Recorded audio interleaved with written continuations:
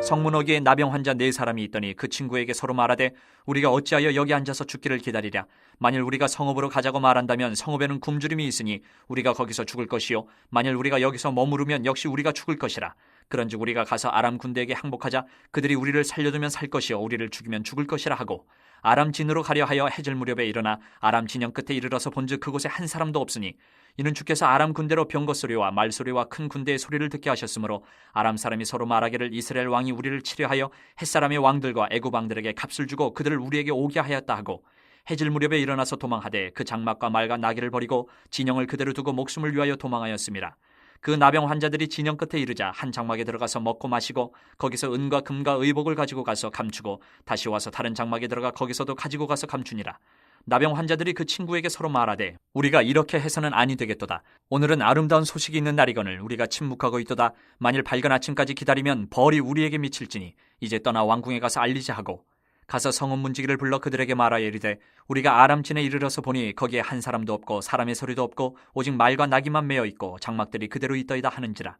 그가 문지기들을 부르매 그들이 왕궁에 있는 자에게 말하니 왕이 밤에 일어나 그의 신복들에게 이르되 아람 사람이 우리에게 행한 것을 내가 너희에게 알게 하노니 그들이 우리가 줄인 것을 알고 있으므로 그 진영을 떠나서 들에 매복하고 스스로 이르기를 그들이 성읍에서 나오거든 우리가 사로잡고 성읍에 들어가겠다 한 것이니라 하니 그의 신하 중 한 사람이 대답하여 이르되 청하건대 아직 성중에 남아있는 말 5마리를 취하고 사람을 보내 정탐하게 하소서. 그것들이 성중에 남아있는 이스라엘 온 무리 곧 멸망한 이스라엘 온 무리와 같으니이다 하고 그들이 병거 둘과 그 말들을 취한지라. 왕이 아람 군대 뒤로 보내며 가서 정탐하라 하였더니 그들이 그들의 뒤를 따라 요단에 이른즉 아람 사람이 급히 도망하느라고 버린 의복과 병기가 길에 가득하였더라. 사자가 돌아와서 왕에게 알리니 백성들이 나가서 아람 사람의 진영을 노략한지라. 이에 고운 밀가루 한 스하에 한 세겔이 되고 보리 2수하가 한 세겔이 되니 여호와의 말씀과 같이 되었고 왕이 그의 손에 의지하였던 그의 장관을 세워 성문을 지키게 하였더니 백성이 성문에서 그를 밟음에 하나님의 사람의 말대로 죽었으니 곧 왕이 내려왔을 때에 그가 말한 대로라. 하나님의 사람이 왕에게 말한 바와 같으니 이르기를 내일 이맘때에 사마리아 성문에서 보리 2스아를 한 세겔로 매매하고 고운 밀가루 한 스아를 한 세겔로 매매하리라 한즉 그때 이 장관이 하나님의 사람에게 대답하여 이르되 여호와께서 하늘에 창을 내신들 어찌 이 일이 있으랴 하며 대답하기를 내가 내 눈으로 보리라 그러나 그것을 먹지는 못하리라 하였더니 그의 장관에게 그대로 이루어졌으니 곧 백성이 성문에서 그를 밟음에 죽었더라. 어려운 일을 만날 때가 많이 있죠. 저도 이렇게 어려운 일이 생기면 이제 그 방법을 찾기 위해서 사람에게 전화를 하거나 또 누군가에게 조언을 구하거나 제일 저는 별로 안 좋아하는 게 누구한테 묻는 거거든요. 근데 요즘에는 안 물어야 될 게 하나도 없어요. 전부 물어야 돼요. 모르는 게 너무 많고 정말 너무너무 다 어려운 일이 많습니다. 그렇게 해서 이제 해결 방법을 찾죠. 여러분 그렇게 해결 방법을 찾아가는 것은 좋은 일입니다. 그리고 누군가에게 조언을 얻어서 또 그의 도움을 얻어서 이렇게 일을 해결하게 되면 그보다 좋은 게 없죠. 근데 우리 선생님이 지난번 한번 우리 정 선생님 한번 이렇게 진찰하시는 걸 이렇게 봤는데 뭐라 자기가 얘기를 자꾸 하세요. 선생님이 그 말씀을 하세요. 제일 미운 환자가 누구냐면 선생님한테 가르치는 사람. 선생님이 이래라 하고 이제 디스크립션을 주는데 자기가 자기 병을 진단을 해요. 내가 이런 병이고 내가 이런 병이라서 나한테 이런 약이나 달라. 네가 알아서 하세요. 그렇게 되겠죠. 근데 보니까 환우들도 보니까 그런 분들도 많아요. 선생님이고 뭐고 내가 알아서 하겠다. 이런 분들이 있어요. 기분이 별로 안 좋죠. 선생님이. 목사님들도 마찬가지입니다. 내 신앙은 내가 알아서 할 테니 당신은 목사고 나는 나다. 나는 내다. 그렇게 하면 또 그분도 힘들어요. 여러분 우리가 하나님 앞에 믿음으로 나아갈 때 어떠한 그 신앙으로 살아가야 될까? 하나님의 해결 방법을 우리가 과연 무엇이관데 하나님의 방법, 하나님이 나를 이끌어 가시는 그 인생에 대해서 내가 어떻게 잘못됐다, 잘됐다 얘기할 수 있을까? 전문가들한테도 우리가 물론 이제 막 그냥 얘기하는 사람들도 있지만 전문가들이 볼 때는 참 한심스러울 수 있어요. 전문가들이 볼 때는 어떻게 저렇게 고집이 셀까? 그런데 하나님이 이끌어 가시는 이 신앙의 삶을 내 고집으로 내가 하나님 앞에서 내가 가르치면 하나님을 내가 가르치면 그걸 어떻게 하겠습니까? 사실 이 왕이 이 포위망을 아람 군대가 와서 포위를 했어요. 사마리아 성을. 이걸 어떻게 뚫을 수 있을까? 뭐 조조가 됐든 유비가 됐든 제갈량이 돼서 어떤 걸 뚫어내야 되는데 지혜가 없어요. 그래서 못 뚫고 있습니다. 방법이 없어요. 우리가 오늘 주목하고 싶은 사람 하나가 있는데 성경에서 이렇게 표현한 사람이 없어요. 형용사가 굉장히 길어요. 이 사람을 뭐라고 표현했냐? 왕이 그가 의지하는 장관이다 라고 됐습니다. 왕이 의지하는 장관이에요. 그럴 정도, 왕이 의지할 정도면 얼마나 지혜롭고 얼마나 정말 신뢰를 갖고 있으며 그 사람이 갖고 있는 무엇인가 그 모든 것들이 아마 이스라엘 전역에서 최고에 이르는 사람이지 않겠습니까? 왕이 의지하는 그 장관, 그 사람을 우리가 한번 보기를 원하는데 아마 그 사람도 방법은 찾지 못한 것 같습니다. 그런데요, 오늘 본문은 참 재밌게 풀려가요. 그거를 해결한 방법, 아니 해결한 방법이 아니라 이미 해결된 거예요. 이 해결된 소식을 누가 가지고 왔느냐? 이스라엘에서 가장 천하게 보는 사람 4명, 나병 환자 4명이 그 해결책이 아니라 해결된 것을 갖고 왔어요. 해결된 소식을. 이 환자들이 어떠한 일이 있었느냐? 나병 환자들이 성 밖에서 살고 있었었는데, 아니 이제 들어가자니 이스라엘이 다 굶어 죽게 생겼으니 들어가기도 어렵고 어차피 같이 굶어 죽는 거예요. 나병 환자들이야 남들이 주는 거 받아서 먹어야 되니까. 또 아람 사람들한테 가자니 적군이니까 거기 가서 또 죽을 것 같고, 이러지도 못하고 저러지도 못하니까 나병 환자가 그랬어요. 야, 그러면 우리 이러기 가도 죽고 저기 가도 죽으니까 차라리 아람 사람들한테 가서 항복해보고 거기서 죽이면 그냥 거기서 죽자. 그리고 갔는데 아람 사람들이 그냥 전부 도망간 거예요. 그냥 자기들 전리품들을 다 놔두고 도망가 버렸어요. 그래서 이 소식을 가지고 나병 환자가 왔다 얘기입니다. 여러분, 이게 바로 하나님 방법이거든요. 하나님은 아람 사람들에게 그 뭐라 그럴까, 군대가 막 온 소리를 듣게 해서 두려워서 도망가게 하셨어요. 그건 아마 천사들의 역사겠죠. 그런데 하나님은 무엇을 좋아하시냐면 하나님의 방법은 역설이에요. 참 역설적이에요. 왜냐하면 이 이스라엘을 포위한 이 문제를 해결할 사람, 과연 왕이 의지하는 그 장관이냐? 그 소식을 갖고 올 때 뭐 다른 사람도 가져올 수 있지 않겠습니까? 왕이 의지하는 사람이든지 아니면 뭔가 대단한 어떤 학자든지 지리를 살펴보니 뭐 이렇습니다. 아람 사람이 도망갈 것 같습니다. 이렇게 얘기를 해야 되는데 세상에 나병 환자들이 와서 그 소식을 전하게 하시는 거예요. 완전히 손가락질하는 거죠. 그게 역설이에요. 영원한 생명의 복음이 얼마나 값진 일입니까? 값진 것입니까? 여러분, 그것을 값지다고 느끼십니까? 그러면 다행입니다. 우리 이복희 자매님 여기 오셔서 복음이 값지다고 느끼셨어요? 그럼 너무 감사해요. 요즘에 예수님에 대해서 전하지는 못했는데 주로 이렇게 역대기를, 열왕기를 이렇게 같이 나누다 보니까 주로 어떤 하나님에 대한 믿음의 삶에 대해서 이제 주로 많이 나누게 됐는데, 그럼에도 불구하고 믿음의 그 뭐라고 할까, 복음의 값진 것을 깨달았다면 성령께서 깨닫게 하신 줄로 믿습니다. 감사하게 생각해요. 이 복음을 정말 값지다고 생각하는 사람이 과연 누굴까? 고린도전서 1장에서 사도 바울이 이렇게 얘기를 해요. 형제들아, 너희를 부르심을 보라. 육체를 따라 지혜로운 자가 많지 아니하며 능한 자가 많지 아니하며 문벌 좋은 자가 많지 아니하도다. 그러나 하나님께서 세상에 미련한 것들을 택하사 지혜 있는 자들을 부끄럽게 하시려고 세상에 약한 것들을 택하사가 강한 것들을 부끄럽게 하려 하시며, 하나님께서 세상에 천한 것들과 멸시받는 것들과 없는 것들을 택하사 있는 것들을 폐하려 하시나니 이는 아무 육체도 하나님 앞에서 자랑하지 못하게 하려 하심이라. 아멘. 우리 서울역 센터에 가끔 우리 성도들이 오셔서 같이 예배를 드리시게 되면요, 다들 놀래요. 어떻게 이렇게 서울역 센터에 계시는 분들이 찬양과 예배가 어떻게 이렇게 뜨겁냐는 거예요. 그런데 여기도 마찬가지예요. 아까 이렇게 찬양을 드리는데 제가 어제도 불렀었던 찬양, 날마다 날마다 주를 찬양하겠네, 그 찬양을 했는데 어떻게 여기 있는 사람들은 내가 여태까지 찬양 인도를 뭐 하나님께서 나를 부르셨던 때부터 지금까지 저는 찬양 인도자라고 생각을 하고 찬양 사역을 해왔던 사람인데 막 그냥 뭐 일렉 기타며 베이스 기타 뭐 200만 원 300만 원짜리며 드럼 심벌 하나가 막 20만 원씩 해요. 엄청 비싼 것도 있어요. 막 40만 원짜리도 있고.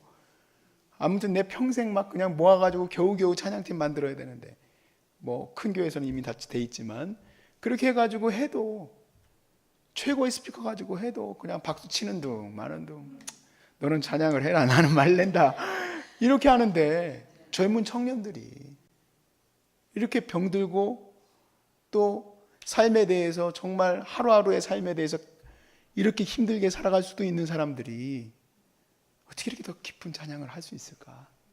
이게 바로 역설이에요. 하나님의 희한한 역설이에요.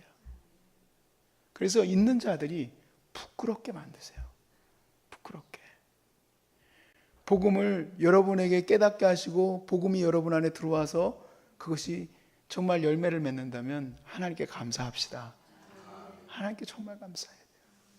지혜롭다 하고 자기를 잘났다 하고 자기만이 세상에 마치 모든 것인 양 생각하는 사람들에게 우리가 바로 이렇게 병들었고 이렇게 삶이 어렵고 고달프고 힘들었지만 예수 때문에 내 인생이 행복하고 즐거웠다는 것을 여러분이 고백할 수 있기를 바랍니다.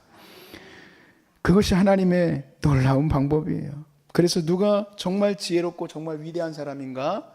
어린아이와 같이 하나님을 붙드는 사람. 어린아이와 같이. 그들에게 하나님께서 믿음의 풍성한 분량을 허락하셔서 그들로 하여금 하나님의 영광의 나라를 세워나가게 하시는 거예요. 영광의 나라.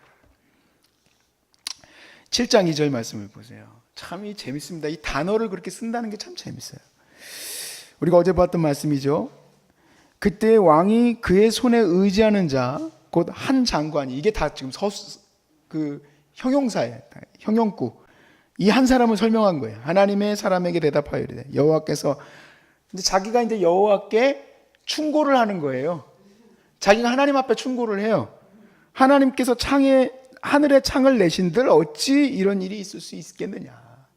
내가 볼 때 불가능하다라는 겁니다. 그래서 엘리사가 뭐라고 대답합니까? 네가 네 눈으로 보리라. 그러나 그것을 먹지는 못하리라. 자, 성경이 이것을 강조합니다. 자, 그리고 실제로 이 문제가 해결이 됩니다. 그리고 나서 19절에서 20절에 그의 결과가 어떻게 되는지 보십시다. 같이 읽어보겠습니다. 시작. 그때 이 장관이 하나님의 사람에게 대답하여 이르되 여호와께서 대답하기를 내가 내 눈으로 보리라 그러나 그것을 먹지 못하리라 하였더니 그의 장관에게 그대로 이루어졌으니 곧 백성이 성문에서 그를 밟음에 죽었더라. 이 양반은 뭐 하느라고 성문에 서 있다가 성문이 덮어지면서 거기서 밟혀 죽어요. 백성들은 지금 막을 수가 없어요. 굶주린 자가 제일 무서운 거거든요. 지금 굶주린 백성들이 뛰어나가는 건 아닙니까? 왜 뛰어나갈까요? 거기 가면 아람 사람들이 버리고 간 전리품들이 있기 때문에 갖는 사람이 임자예요. 그럼 가면서 아유 장관님 안녕하세요 하고 인사하고 갈까요? 막고 있으면 죽는 거예요. 근데 거기 앞에서 왜 걸리적거리게 막고 있을까? 대답은 이거예요. 똑똑해서 그래요. 똑똑해서. 머릿속에서 아람 사람들이 혹시 매복하고 있다가 죽이는 건 아닐까요? 왕에게. 왕에게 그랬겠죠. 왕이 의지하는 자니까 왕이시여 아무리 생각해봐도 매복한 것 같습니다. 그래? 그럼 네가 가서 막고 있어라. 제가 막겠습니다. 막긴 뭘 막아요? 여보시오 오지 마시오 매복된 겁니다. 웃기고 있네. 가다가 다 밟고 다 지나가가지고 죽어버렸어요. 성경대로. 17절 말씀을 보세요. 그래서 17절 앞으로 좀 올라갑니다. 왕이 그의 손에 의지하였던 그의 장관을 세워 성문을 지키게 하였. 지키긴 뭘 지켜요. 백성이 성문에서 그를 밟으며 하나님의 사람의 말대로 죽었으니 그 왕이 내려왔을 때 그가 말한 대로라 그랬습니다. 하나님이 우리 삶에서 나타내려고 하시는 게 뭘까? 내 삶에서 이 부족한 인생에서 이성일이 인생에서 하나님 나한테 어떻게 이럴 수 있습니까? 제 기도에 그런 말이 진짜 많았어요. 근데 이제는 깨달을 때가 됐죠. 뭘 나타나고 싶을까? 하나님이 내 삶에서 영광 받고 싶으신 거예요. 하나님이 내 삶에서 영광 받고 싶지 내가 영광 받기를 원하는 게 아니에요. 하나님이 내 삶에서 영광 받고 싶으신 건데 그걸 아직도 못 깨닫는 거예요. 그럼 하나님이 영광 받으신다는 게 뭘까요? 하나님이 하나님의 방법으로 하면 그거를 될 것이라고 믿는 겁니다. 하나님이 하나님의 방법으로 하면 그걸 제일 잘하는 사람 여러분들 지금 지도자로 뒀잖아요. 저 말고요. 유종옥 사모님. 얼마나 미련합니까? 그렇게 미련한 아줌마가 어디 있어요? 네? 그러잖아요. 여기 그 물 찾는 사람이 자기가 장 짓는다고 그랬잖아요. 네? 여기에서 무슨 물이 나오냐고. 하나님이 주신다 했으니까 그냥 어린아이와 같이 그냥 믿는 거예요. 그냥 믿는 거예요. 그냥 믿고 가는 거예요. 내 인생이 지금 막 다 무너지는 것 같고 딱 철저히 다 깨지는 것 같고 막 남편이 부도가 나고 뭐 난리가 아니에요. 그 막 정말 교회가 어려울 때 정말 어려울 때 저는 또 왜 또 저대로 어머니를 그렇게 속상하게 했는지 저도 가출을 했었거든요. 큰아들이 목사가 되겠다고 선언을 하더니만 애가 이상해졌어. 그래가지고 막 애는 또 애대로 또 난장판이고 교회는 교회대로 어렵고 그럴 때 답이 뭘까? 하나님이 하시는구나. 내가 할 수가 없어요. 내 지혜로, 내 방법론, 내 생각, 내 경영밤침, 내가 갖고 있는 가족에 대한 생각들 다 필요 없어요. 되지가 않아요. 먹히지가 않아요. 왕이 의지하는 장관이 100명이 와도 안 돼요. 그럴 때 우리가 이제 고백합니다. 하나님이 하실 겁니다. 여러분 이제 쉽게 얘기를 하겠습니다. 선생님에게 가셔서 진찰을 받으실 때 선생님 저 아픈 사람입니다. 그러면 선생님이 이제 진찰을 하시잖아요. 그럼 그 선생님이 하라는 대로 하면 되겠죠? 하나님께서 그러면 선생님한테 선생님 감사합니다. 선생님 역시 명의십니다. 그래야지 좋은 거죠? 근데 그 앞에 대고 참 저런 선생이 다 있나. 근데 하나님에게 대해서 하나님 도대체 하나님 왜 이런 식으로 하십니까? 내 인생을. 그러면 하나님 좋아하십니까? 네 말대로 될 거다 그러실 거예요. 네 말대로. 하나님 대단하십니다. 하나님은 최고의 하나님입니다. 하나님이 하실 것을 믿고 감사한다는 게 그런 것 아닙니까? 우리가 날마다 찬양한다는 게 날마다가 어떻게 날마다가 되겠습니까? 오늘은 기쁜 날일 수도 있지만 내일은 내 인생의 제일 바닥일 것 같은 날도 있는 날이에요. 근데 그날도 찬양이 나오는 것은 하나님이 하시는 것을 내가 신뢰하기 때문에 그래요.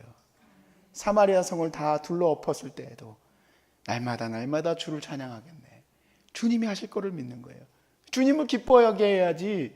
주님이 하실 것을 칭찬해야지. 그래야지 하나님이 영광 받으시는 거지. 내가 그렇게 뭐가 그렇게 잘나서 하나님께 충고를 다 합니까? 하나님이 잘못하셨습니다.